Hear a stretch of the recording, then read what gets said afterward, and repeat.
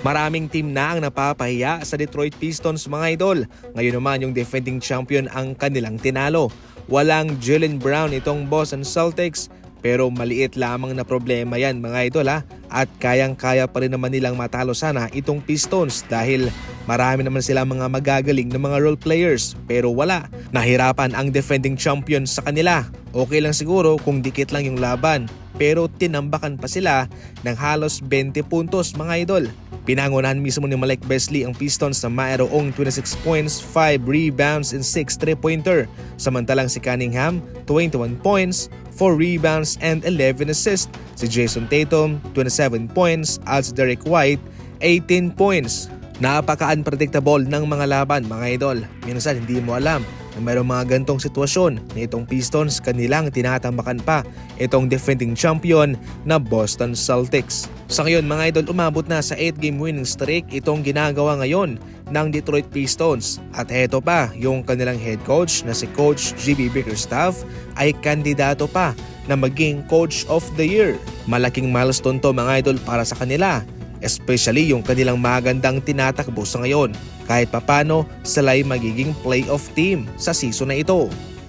Pagkatapos ng laban ng Dallas Mavericks at ang Golden State Warriors, bumalik kaagad itong si Klay Thompson para panoorin ang retirement party ni Andre Iguodala at yung pagsabit mga idol ng kanyang jersey sa rafter ng Chase Center. Ibinigay naman ni Klay Thompson ang kanyang 2022 championship ring kay Dr. Richard Ferkel ang tumulong sa kanya para gamutin at pahilumin ang kanyang torn Achilles mga idol noong 2020. Naging susi po yun sa pag-compete nila for championship way back 2022.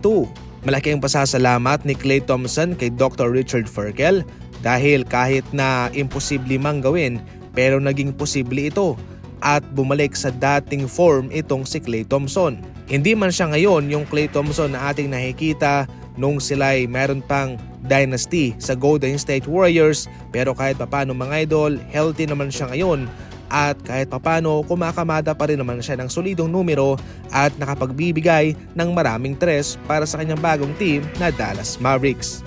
Sa ating huling balita, sa isang revelasyon mga idol ni Sam Amick ng The Athletic, ang isa pa sa mga naging dahilan ng Dallas Mavericks kung bakit kanilang pinakawalan itong si Luka sa Los Angeles Lakers ay dahil sa kanyang habit na nagsisigarilyo ng hookah at umiinom ng beer. Isa sa mga nag-viral noong nakapasok sila sa finals ay yung pag-iinom kaagad ni Luka ng beer.